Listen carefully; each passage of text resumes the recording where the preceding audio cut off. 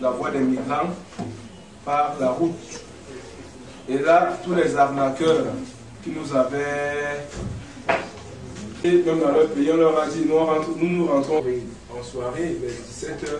Il faut avouer qu'il y avait une grande frayeur. Même le chauffeur de route était un peu très fréquent. C'est pour qu'il ne nous embête pas. Voilà. Alors, pour vous qui êtes là depuis un certain temps, nous vous avons expliqué que nous attendions nos amis de ASDK. C'est une association pour la démocratie au Cameroun. Je pense que je ne me trompe pas. Pour le soutien de la démocratie. Voilà. Ok. Donc, nous nous réjouissons qu'ils soient finalement là parce qu'on était un peu inquiets. C'est déjà que même des activités de sensibilisation, des activités de formation et d'intégration des personnes non-voyantes. Nous disposons ici d'une école primaire que vous allez visiter tout à l'heure. Nous accompagnons des élèves au secondaire et universitaires. Nous faisons la formation professionnelle. Toutes les chaises que vous voyez dans cette salle sont faites ici par des personnes non-voyantes. De dons en matériel, suivant l'évolution, comme je parle de mondialisation, l'évolution de la vie d'aujourd'hui.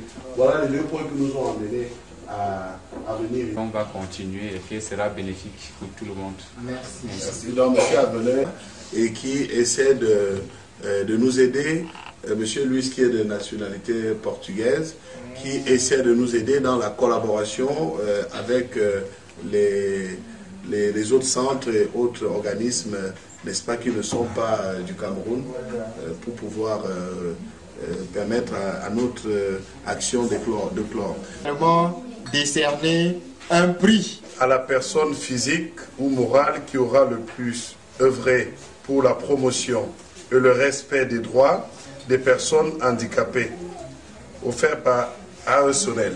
Voilà. Merci.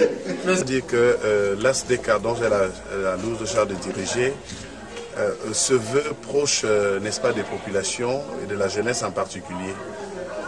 Dans ce cadre, je suis heureux d'avoir visité 3 centres et écoles, n'est-ce pas, pour personnes handicapées aujourd'hui. Ça m'a permis, n'est-ce pas, de toucher du doigt les différentes réalités et les problèmes qu'ils rencontrent. Et le but de ma visite rentre un peu dans le programme, n'est-ce pas, de notre association, dans le cadre de la formation ainsi que de l'insertion de la jeunesse dans la vie professionnelle par la promotion de l'auto-emploi. Il est donc question aujourd'hui de voir ces handicapés, les malvoyants, ceux qui ont des problèmes d'oreilles, auditifs comme on le dit, ainsi que les moteurs, voir dans quelle mesure nous pouvons les insérer dans nos programmes de formation pour mieux préparer leur insertion dans la vie socio-économique de notre pays. Je vais aussi profiter de discuter avec les responsables pour voir les possibilités de jumelage avec les contacts que nous avons pris au niveau de l'étranger. Jumelage qui pourra favoriser, n'est-ce pas, la formation des encadreurs, n'est-ce pas, combler même les effectifs des encadreurs pour donner un peu de joie à ces handicapés dans notre pays. Je vous remercie. Comme j'ai dit, l'ASDK est une association de promotion dans le cadre de la paix, la cohésion sociale, l'unité nationale, mais aussi une association de développement aussi. Développement par l'auto-emploi des jeunes. Et quand on parle d'auto-emploi, nous ne voulons pas isoler la personne handicapée. Voilà. Depuis 4 mois, nous sommes sur le territoire camerounais, nous sommes en train de réaliser des projets de champs, d'élevage, etc. Mais on n'avait pas intégré la personne handicapée. Il est aussi temps maintenant de venir voir qu'est-ce que la personne handicapée est capable de faire, quelles sont les formations qu'il subisse, comment est-ce qu'il peut maintenant se réinsérer dans la vie socio-économique, histoire d'éviter la discrimination dans notre lourde responsabilité.